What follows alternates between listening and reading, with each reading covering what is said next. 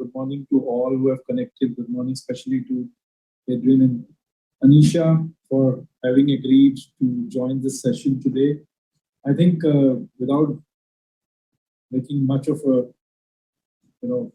pleasantries, I should get into the session itself, because I think Anisha, you have a hard stop at some 12:25 or something, I was told. 12:30, yes. 12:30, fine. So we should stick to time. And I think the topic is such, which will have a lot of views. It's a debatable topic, how great brands are built. And I think when I was reading about this, and I started thinking about Tata Steel per se, because Tata Steel, and I'm leaving Adrian especially for you to talk about the Tata brand. So I'm talking about Tata Steel specifically because I belong to that organization, and our company is close to about 115 years old. So, and when I look back in terms of how this journey has been, because every product could become a brand, kind of a thought process. But I was looking at the journey in some initial years of Tata Steel, and if I divide them into decades, kind of a thing, we obviously came in pre-independence, set up in 1907. By the time we started producing, it was 1912. And I think it was all about nationalism, patriotism. That's where the whole thought process was. So the first thought process of our brand or our company was all about nation building, because that was the mantra of that time, and it connected very well. And from there it brought in the word trust. And I think one of the things which I've seen in Tata Steel brand is all about trust, and we can create that going forward with all our customers and stakeholders, and that's where we have moved. The second decade, or I would say after the first 20 years or so, we saw something very interesting in our journey of Tata Steel, which was that we created a mascot for our products, for our brand, which was maybe a first of its kind in those days. We also started having festival ads, because India is a land of festivals. And I think it got connected very close to the hearts of people. So every festival, irrespective of the religion, there would be an ad. This started in 1940s again, before the independence, so to speak. And then we started creating crowdsourced ads, which was again something very novel in those days, which is in today's time is known to everyone, so it's fine. But this is again towards the World War II kind of a time when we started doing this. I'm just picking up some of the highlights of the journey that we spent. So I talked about nation building, I talked about crowdsourcing, festival ads, and then I'll fast forward to somewhere in 70s and 80s.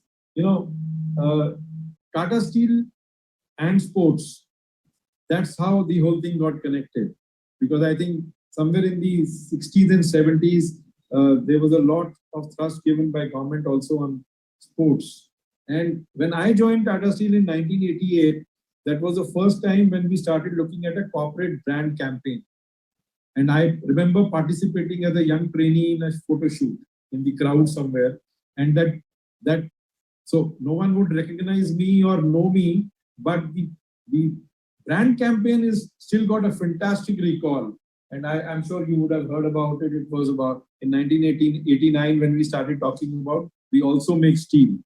So, that tagline of our brand amazingly has a solid recall even now, 30 years down the line. And it was first time when we showcased beyond the product range. We talked about the social work we did, the sports we did, community engagement we did. And thereafter, I think in the 90s and 2000 and all that, we run through various things. We also had somewhere customer first kind of a campaign. Then that was the deregulation, 91 onwards when India became deregulated. So customer first was a good campaign to have. Then we started bringing in some new technologies. We started bringing in something which the customers wanted and not what we produced, we sold kind of a thing. And value stronger than steel came in next. And today, as we stand, we are on the kind of we've already done something a couple of years back called We Also Make Tomorrow, and we are now doing the second phase shortly of We Also Make Tomorrow. But this is pegged on sustainability, technology, and innovation. So I have recapped in some way the journey of Tata Steel and its brand, but I think you guys are different. You guys have various other experiences, and I'm sure you are experts in your own way, and you will be able to share. So without much ado, I would like to introduce the two speakers for today. I'll go first with Adrian Terron. He's the head of Customer Centricity at Tata Group. And he brings in significant experience in consumer and shopper insights, consumer innovation, social media analytics, brand building and marketing. He has authored several papers on consumer insights as well. And most recently, he was head of consumer insights, innovation, and consumer neuroscience for Nielsen South Asia.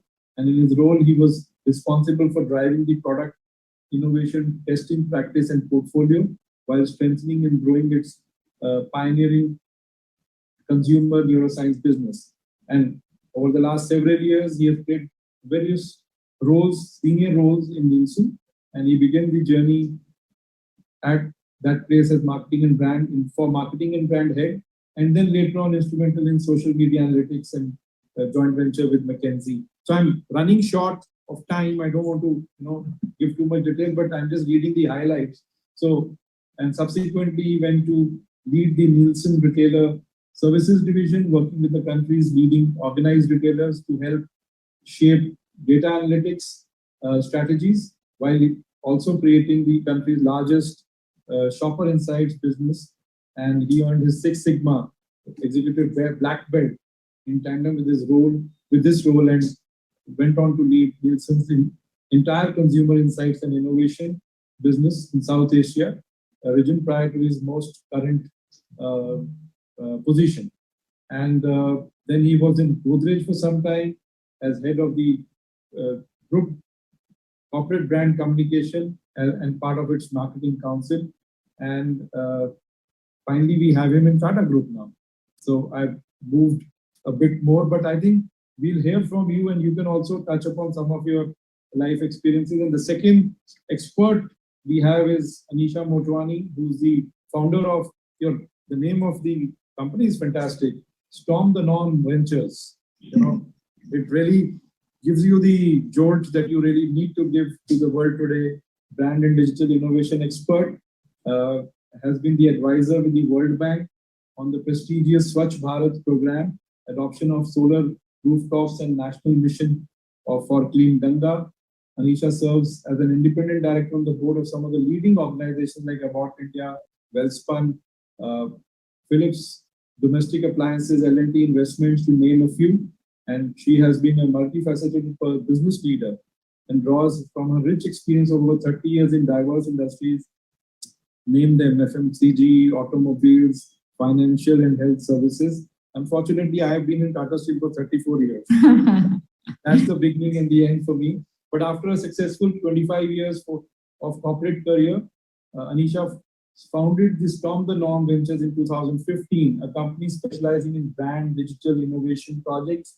She brings in new perspectives on how businesses can challenge the conventional norms and storm them in a way that will help them rewire and then succeed in a very, very disruptive world that we live in today.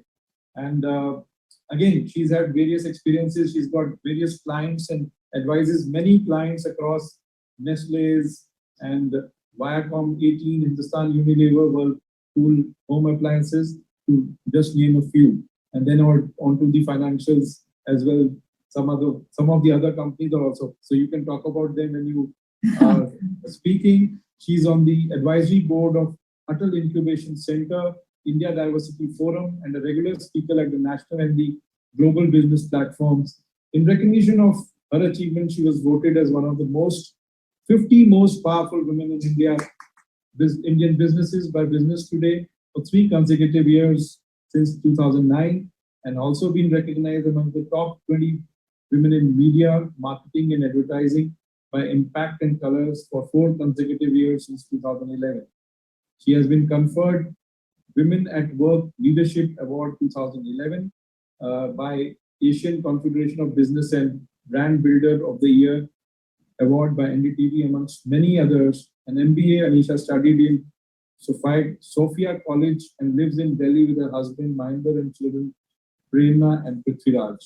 So I want to stop short here, and then I want to ask one by one each one of you to come in, give us your thoughts on this subject today that we are dealing with, which is how great brands are built. So Adrian, if you can go in first, let us know. I think once you speak and then Anisha speaks, and then we should have some time for the Q&A as well. And maybe Adrian, when you are speaking, I would like to ask you about the Tata brand. That's about 150 years plus. And in your narrative, if you could cover what do you think Tata Group did right to build the brand that Tata is today? Over to you, Adrian. Sure. Thanks, Chanakya. Very happy to be here and very happy to see Anisha, I think 10 or 12 years after we first met in a similar live panel discussion. So it looks like every time I need to meet Anisha, there has to be an event where we have to be invited to a panel discussion. But Chanakya, thanks for that. And I can assure everyone that, like you said, Chanakya, Anisha's ventures name Storm the Norm is quite apt because she is a force of nature for those of us who've met her. So it's quite aptly named. So what I thought I'd do, Chanakya, is I just found and compliments to the organizers. I found the topic fascinating, right? Because it juxtaposed the overall topic, which was a bruised new world, and juxtaposed that with how great brands are built. So there is an element of context and there is an element of compulsion, which is every brand today has to build themselves to be great. You can't start out with the ambition of wanting to build a mediocre brand, given the context and given the competition and given the customers' own demands, so to speak, right, in their own lives and from brands. So what I thought I'd do is in 5-7 minutes, just put forth my point of view. Like you said, Chanakya, it is one point of view. It's not the only point of view. There might be competing ways to build great brands. God knows there are a lot of brand playbooks. And then I want to quickly try to do that as quickly as possible so I can get out of the way and, like everyone else, also have the opportunity myself to listen to Anisha, which is something that I've been wanting to do. So very, very quickly, the topic that we're looking at is an interesting one because it is for a world re-emerging from one of the most, if not the most challenging period of the new millennium, especially for the consumer and I should say broader customer economy, but also society at large. So let me start with the good news. Brand building in a post-COVID pandemic present era is going to be very different and very exciting, according to me. Let me continue with the even better news.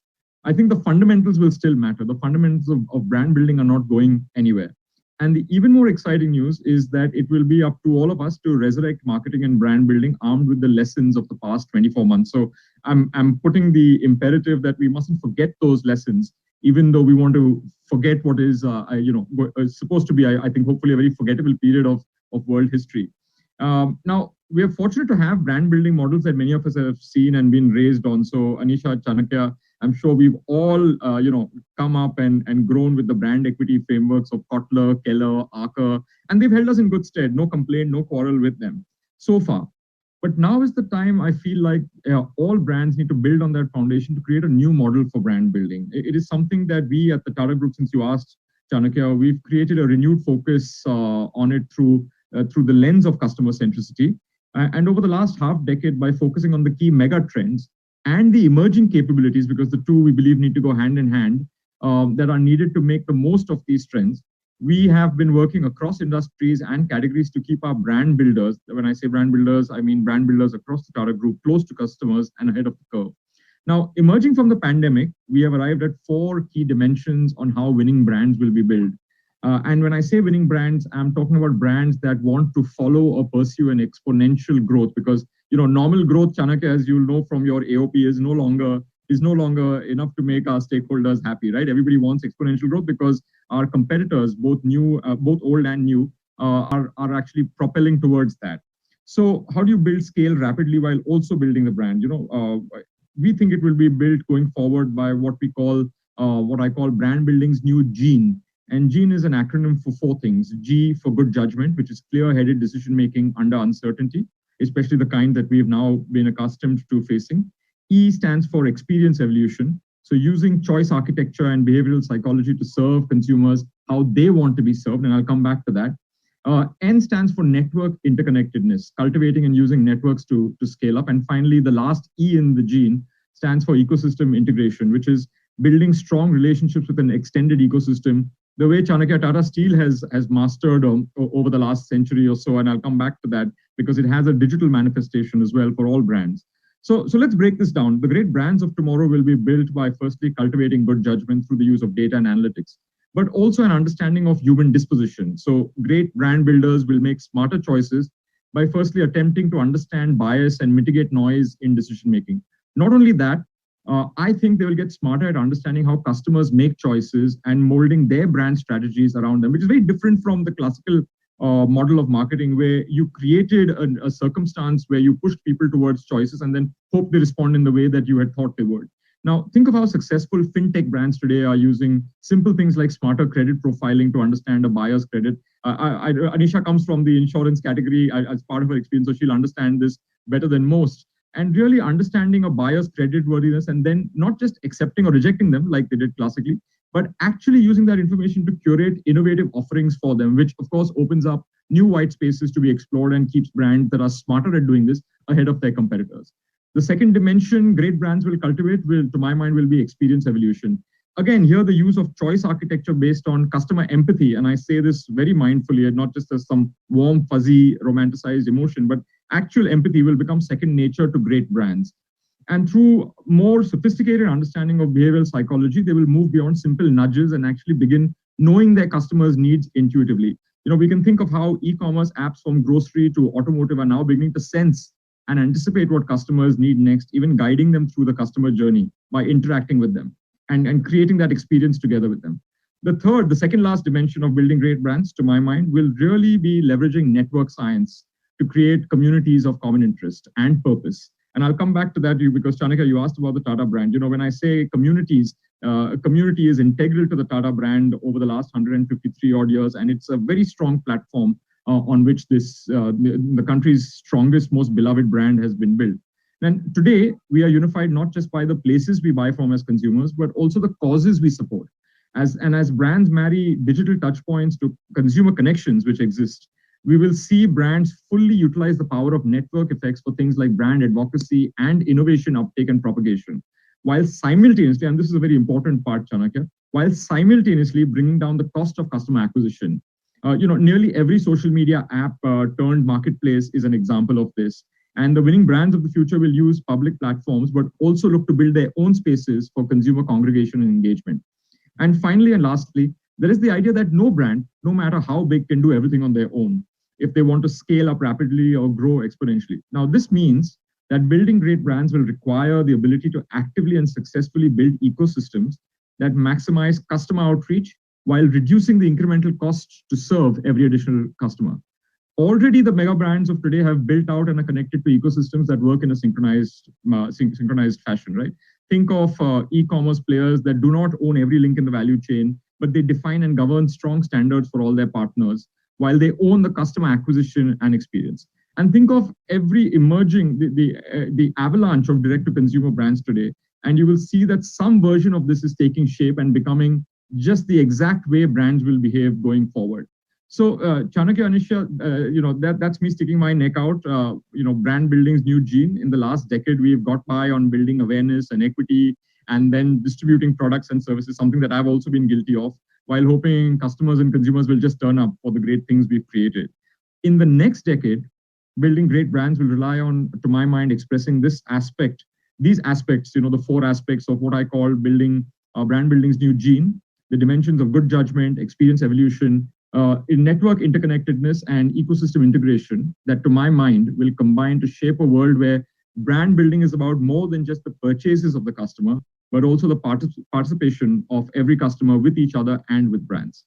So that's my 2 pence, Chanakya. I can't wait now to listen to what Anisha has to say.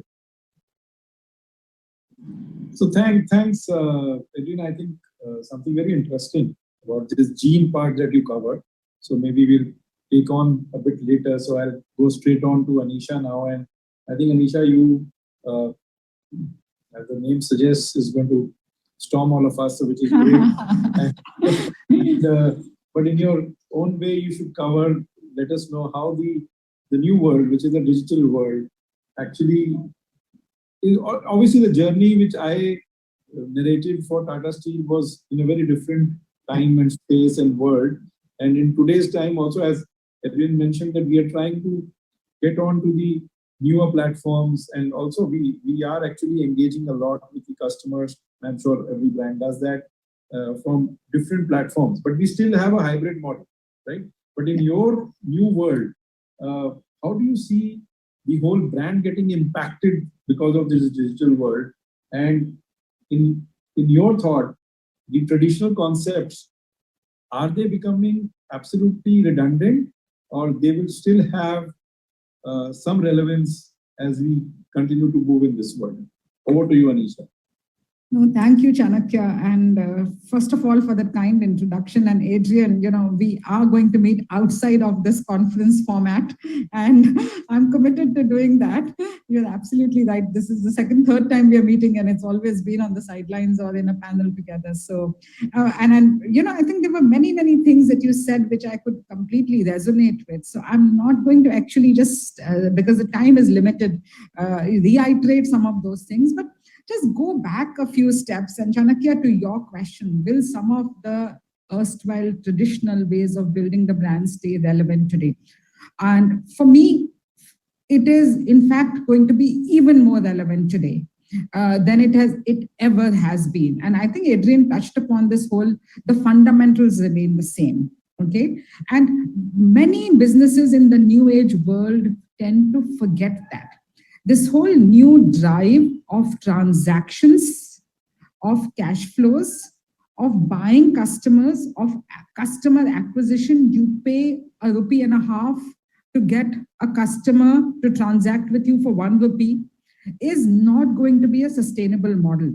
The brands that will survive in the long term in this new digital era are the ones that are actually going to be focusing on the basics first. And some of the fundamentals of the brand do not change. And what I think becomes even more relevant is, what are those fundamentals of the brand?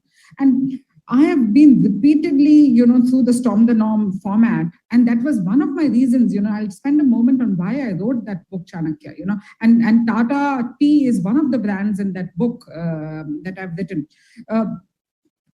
I realized after 25 years of working in corporate world with different brands across the country, is that what it takes to build a brand in India is very different from, and I'm an MBA, from what we study in management schools and business schools. The real world really tests us. Our Indian demography, our culture, our society, okay, our geography, okay. There's a different India in every part of in each state. Our regulations, our political ecosystem, our financial, wherewithal. All of those things make a huge difference in the way we manage the brands in our world.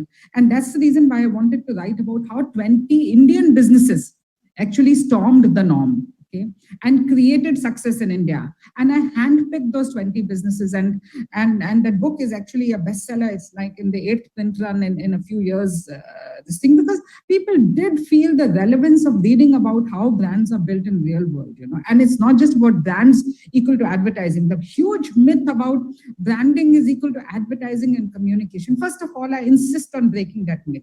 Okay. And the second myth that I insist on breaking is that branding is different from marketing. Okay. You first need to know what your brand is, okay, before you can market it. Okay. So you need to go back to fundamentals and say, I remember you started about it. Tata was all about nation building. You had a larger purpose. You might not have used some frameworks. You might not have used some theory. You might not have used some templates, but you knew that this brand is beyond just the transactions of selling and transacting with a customer. It had a larger purpose.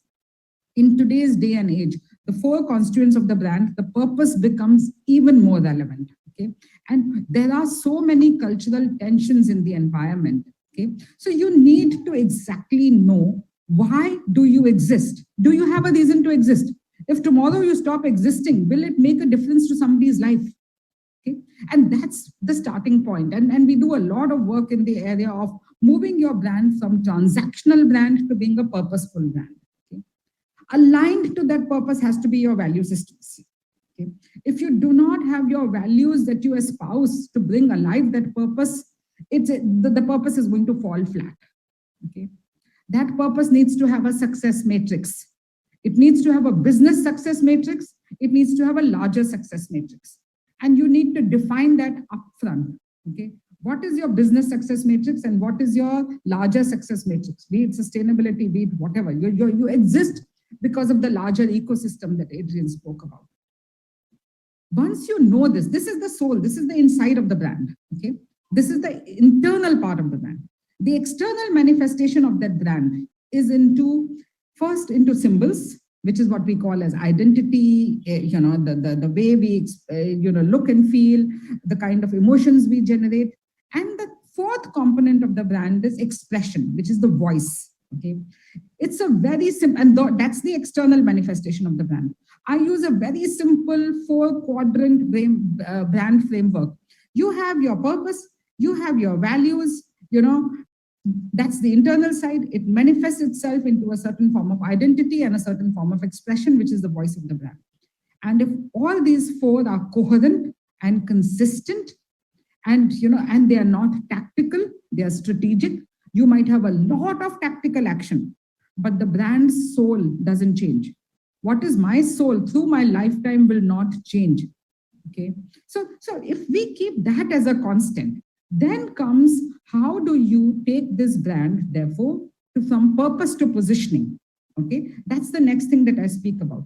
Positioning is all about, like, you go to a crowded marketplace or a parking lot, and you are looking for an empty slot to park your car. Okay, your mind will go and keep looking for, where is that empty slot in a very crowded parking lot where I can find a parking space for my car. Brands need that parking space in consumers' mind. Okay, what is your parking space in consumers' mind? For me, that's the simple definition of positioning. Okay, do you have that parking space or not? Okay, if you've created that parking space in consumers' mind and you positioned yourself, the next outcome of that is, which is even more relevant today in the transactional digital world, is this whole thing about browsing. Okay, the amount and the number of choices and the volume of choices that consumers have today. If your brand is not getting into this whole thing of mindless purchase, and what I mean by mindless is not in the sense that it's like a not needed frivolous purchase, but what I mean by mindless purchase is buy now, feel later.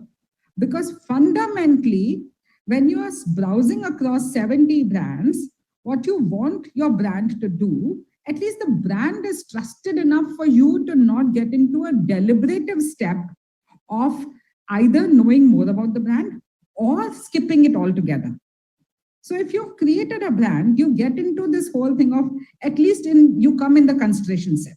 Okay, so you're browsing through 17 brands or whatever, you will, in the 20 seconds, and most humans' choices, Adrian spoke a lot about choice, this thing. We are constantly making choices in the online world. An average choice in an online world is less than 17 seconds. So if your brand falls in that less than 17 second, and it will only come in that less than 17 second, if you've got your parking space in consumers' mind, okay, you will at least be shortlisted from the 17 to the top 2-3. And then the rational mind comes into play to say, amongst these 2-3, let me just look and see if these fit my criteria. Okay, so buy now, feel later. It's called the BNFL syndrome. Get your brand in the buy now, feel later syndrome. Create that shopping momentum. Okay, where you've got the consumer to say, brand is a given. It's a quality product. I don't mind looking at this one. And now let me see if it fits my budget or my pocket or my feature requirement or whatever. So brands become even more relevant in this whole world of transaction, where everything is becoming like a commodity. The lowest price wins. And brands are in this bottomless game of actually trying to outprice each other and run better deals.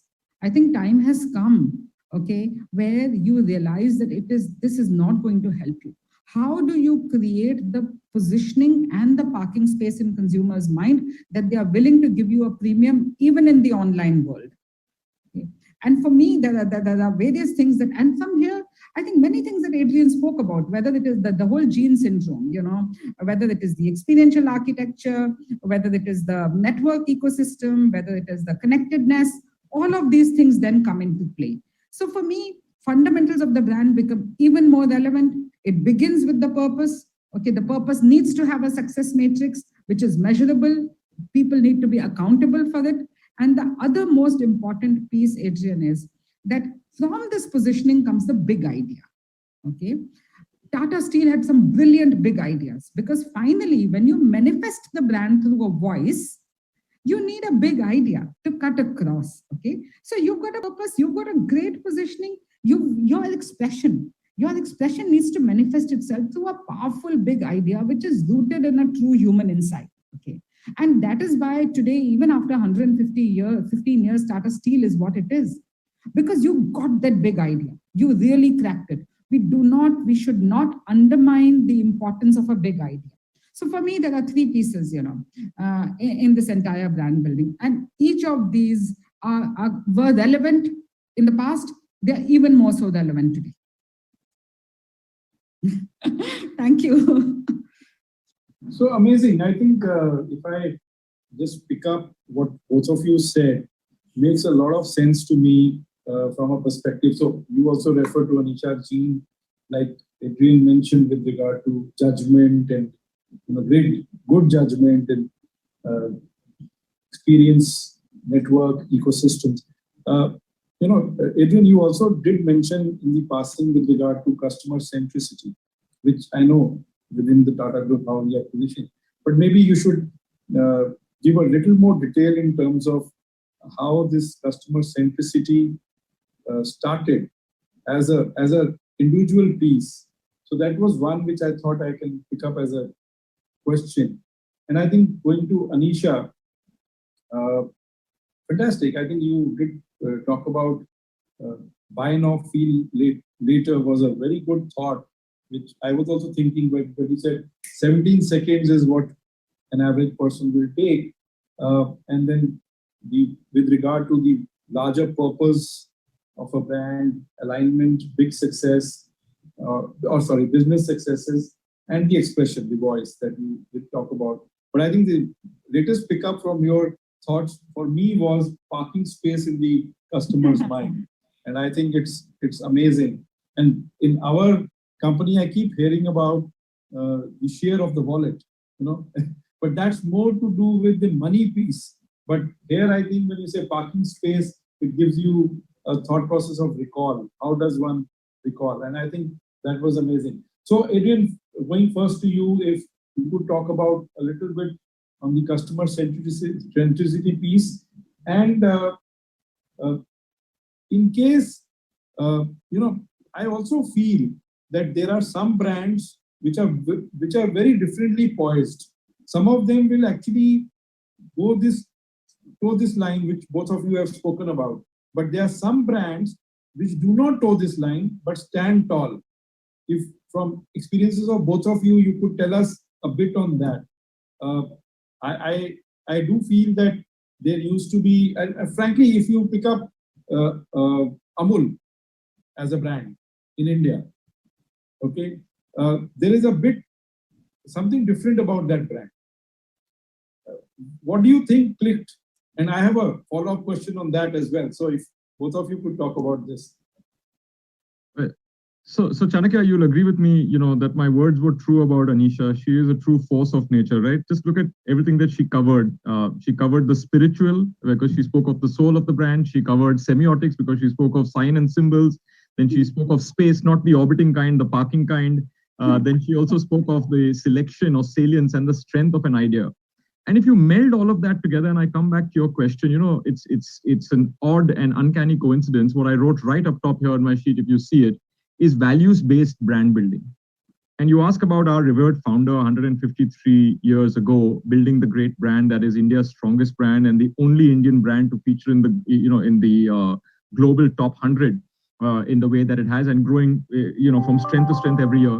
And I think that's because the core idea of the brand, when any legendary brand is built, if you go back into their history, I go back to that first word that Anisha latched onto, purpose. There is a purity of purpose, right? When I read the history of our founder and I read the literature going back into the chronologies of how this brand was built, it is because there was a perfect overlap between the community and the consumer. The community was the consumer. The idea wasn't that we should make steel or make power and then see who's there to buy it. The idea was, what does the community need right now, right? I think to Anisha's point, in contemporary times, the venture capital fueled gush to make money first has started with what's a great idea that we can sell, and then maybe we'll find buyers for it. And if we find buyers for it, we call it a market product fit, right? Retrofitting, in a sense, success onto an idea. But when you talk of the purity of purpose and pursuing that in all the manifestations that Anisha spoke of, the soul of the brand, the salience of the brand, the positioning of the brand, the signs and symbols, it all starts with, what does my community need today? Not what do I have to sell today? Right? I think that inversion is part of the fundamentals, but it's time for brands to return to those fundamentals as you're experiencing on Wall Street right now, and even in parts of the Indian economy. And it's fashionable to say that, we have velocity of transactions, we have GMV, and, Anisha hit the nail on the head when she said, much of that is being bought. It's being bought not with the community in mind or the customer in mind, but with the investor in mind. And I think taking a broader view of what your stakeholder needs and then building for that is at the very heart of creating a very powerful idea. When Tata Steel said we also make steel, implicit in that was we do a lot more before that. And I've been to your mines in Noah Mundi. The kind of work that you do with that society, the kind of work you do with the community, no amount of advertising by you or a competitor will change their mind about you, right? So I'm completely with Anisha that branding and advertising are not synonymous, and media and brand building are two different things. And I love the brand you picked up, Chanakya. It's one of my favorites, Amul. So I'll bring this back there. Now, everybody knows what Amul has done for the community of milk herders. Everyone knows how they've leveraged their ecosystem. And one of the most lovable parts about Amul, which has nothing to do with milk and dairy products, is the Amul mascot and the girl, right? She's paid no celebrity endorsement fees, as far as I know. She's not contract bound to Amul. Nobody else can own her or take her away. She is one of the smartest people I meet on my way to work because she has a point of view on everything. And whenever I'm thinking about the subliminally or otherwise, whenever I'm thinking about the topic of the day, her latest opinion is on Boris Johnson coming to India, right? What she has done for me is she has created a salience for the Amul brand that goes beyond the transactional or the occasion-based consumption of milk. In much the same way that Anisha, the brand that you've picked up from the Tata Group, Tata Tea does. When I think of issues of social justice, I'm thinking of awareness and I'm thinking of awakening. Now, if I were not doing that, then I would only be thinking of that brand when I needed to have tea. Yes. And even then it would be competing for mind space with all the other brands, and whichever was, because it's a commodity product, there's very little in terms of sensorial difference in a blind taste test, perhaps. I'd pick the one that was closest to me. Yeah. Physically. But now, when it comes to Amul, I want to pick the brand that is closest to me, to borrow Anisha's term, spiritually and ideologically, right? Yeah. What has butter got to do with ideology? Maybe nothing, but Amul has made it so. And when you talk of the gene or the new gene of brand building, they use the ecosystem. That ecosystem is suffused with network effects. They understand the important nodes. They understand their retailers, their distributors. They understand the consumer. And they have intuited what every MNC brand takes decades to deny and then ultimately learn. That affordability is important, that regionalization of your offerings is important, that localization of distribution is important, and creating cultural affinity is important. So I'll leave it at that, Chanakya, but I think you asked the most provocative questions in just the right way. And thankfully, we have Anisha to stimulate our gray cells as well. Yeah, so all yours, Anisha, now. No, I mean, just put the whole Amul example in this 4 constituents of the brand, The larger purpose is all about, making the farmers self-sustainable. Okay, they knew that the milkman was the person who was, the farmer was working the hardest and getting the least. And there were so many middlemen. The whole concept of Amul as a mutual, as a cooperative started with making every farmer an entrepreneur, making him self-sustain, self-sustenance of farmers.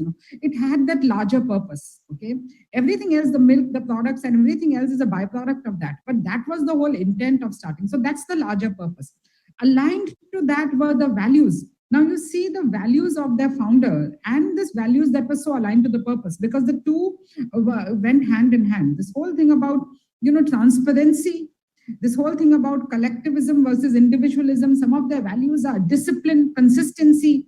You see, even today, I mean, after so many years, the consistency you would never question. One of the most under-leveraged constituent of a brand, of one of the brand initiatives is consistency. People do something today, change and do something else tomorrow, change and do something else tomorrow. They're changing their communication continuously, but the brand soul is constant. Okay. And the brand's mascot is constant. They have actually proved that sometimes, messaging can be reinvented and made contemporary, but content can remain, the soul of the brand can remain the constant. So that's their value system. Now you come to the symbol. The symbol is this little polka dot Amul girl, and we've all given her the right to have a narrative and have a point of view on anything that India does. Today, even the biggest celebrity, even the Prime Minister cannot get away, with having a narrative and a point of view as openly and as blatantly on anything and everything that he wants to. But we've given that right to that little Amul polka dot girl, She has the right to enter and have a point of view and a narrative on anything that happens in the country and in the world. We've given her that right. That's the symbol. And look at the expression. From the white revolution to Amul Doodh Pita in India to Desh Ka this thing. Look at their expressions. Okay. Where is the product in this? Where is the quality? Where's the price point? Where is the some of the other tactical transactional things that all of those things fall in place if you have the four core constituents of the brand, completely sorted out. Everything else is a byproduct. The marketing and the way they market it is a byproduct. Only outdoor, limited advertising. They don't do big budget television ads, whatever. At least initially they didn't do it. So for me, it's a great example of saying that this actually validates the point that I was saying, that the brands need to go back to basics and get some of those things right. Today's new age brands, and I work with a lot of them, actually what they are doing is they start with business because they have so much under the whole shareholder VC pressure of generating returns that they get into this whole thing of top line and not bottom line. Okay. So when you get into this whole top line, this thing syndrome, and you show a kind of a mirage to your investors saying, look at the potential. Okay. But the reality is that you are still, after 10 years of operation, you are still, another 5 years into break-even kind of a situation, those days are going to get over very soon. People are actually realizing that, you need to integrate the brand thinking with the business thinking right up front. From the day you start the business, what do you call your brand? Does your name have a meaning? Are you using your existing touch points? Are you using your packaging? Are you using your websites? Are you using messages, at every consistent messages of your brand at every single organic opportunity that you get? Are you even thinking like that? Okay, so that constrained thinking is gone. Earlier days there used to be limited budgets and there used to be constrained thinking. We had to justify our spends. Today, with shareholder money coming in, there's a lot of money that is available for expenses. So all the keywords are being bought. So there's this whole new ball game altogether. That's a topic of completely different conversation. But first, your organic assets need to be used well and they need to be leveraged well. And digital world allows you many such things. How are you making your customers your brand ambassadors? You're on mute, Chanakya. I was looking at the time and that's why I intervened. But I think there is one more piece which I want to bring you in with Anisha and Adrian. Is that, we grew up looking at ads of, let's say, Fair and Lovely or ads of United Colors of Benetton, right? In today's time, when we talk about equality and talk about, society which is in a way divided, the whole fabric politically divided, culturally divided, and so on and so forth. But when we used to look at United Colors of Benetton, and we would say, fantastic, we saw something coming out of that brand as such, that Benetton stands for something. Similarly, Fair and Lovely, whatever they have now changed it to. But I also saw in the last few years, I would say, and I think one of them was a Tata brand, Tanish. Adrian, you would recall they had come out with an ad of a girl getting married and remarried or whatever, and then they had to withdraw that ad. So, Anisha, what do you think the brand appeal should be, which brings on board a socially or a culturally divided, politically divided country like ours? Let's put it in those many words. Yes, that is actually, Chanakya, a very alive and a very sad reality of our country today. I mean, today with social media activism, which is also fueled by different kinds of forces, that's become the reality of the brand, and it all begins this whole your appetite to take on that battle head on and stay with your beliefs or your brand's beliefs, or do you give in and take the easier option out? Okay, it's very easy to say take the battle head on, this thing, but we all know as brand builders, it is not easy. It's not easy, and therefore I think the only way for brands to tread this path is very, very cautiously, because we know that we are living in an environment of a lot of polarity. And it's not just in the communication world, I mean, and it is being exploited by all kinds of people. And how do you not fall in this trap, this thing? So I would, as a brand, err on the side of caution. And anything that is controversial, stay away from, because I don't think as brands, we would rather use our energies on more positive things than taking on battles which are not for us to take on. I know it's an escapist argument,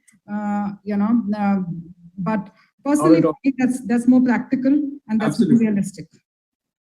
So, Adrian, any thoughts of yours before we close? Because I want to. This is always going to be a hot button subject, but I want to borrow from as I have and benefited a lot in my career. What I do is I often listen to Anisha and then I rephrase the same thing to sound smart in other meetings. so I want to borrow an aspect of what Anisha says, which I think might provide a clue to a solution, Chanakya, just leaning forward, which is constraints. Just as she was talking about, operating in a non-constrained environment has certain let's say, bad effects or undesirable effects when it comes to running a business.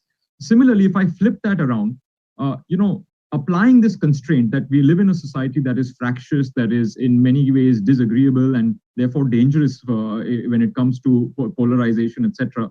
The truth is that the best brands, if you look around you even today, the best brands try to find central ideas that have some universal appeal. But universal appeal in the sense that they're still focused on their key TG. It is still relevant to their key TG. But for the target groups around, for society around, it doesn't rub people the wrong way. Let me give you an example from what you just spoke of, Chanakya, which was sport, right? Tata Steel has had a long history of sport. Now, sport, no matter which community, which persuasion, which political belief, what ideology you come for, sport has a universal appeal because the underlying thing over there that appeals to everyone across age groups is youthfulness. Right, is also the pioneering spirit when you break records. It's also challenging the norm, to use Anisha's phrase, storming the norm when you prove, when the underdog proves the champion wrong and comes up tops and so on and so forth.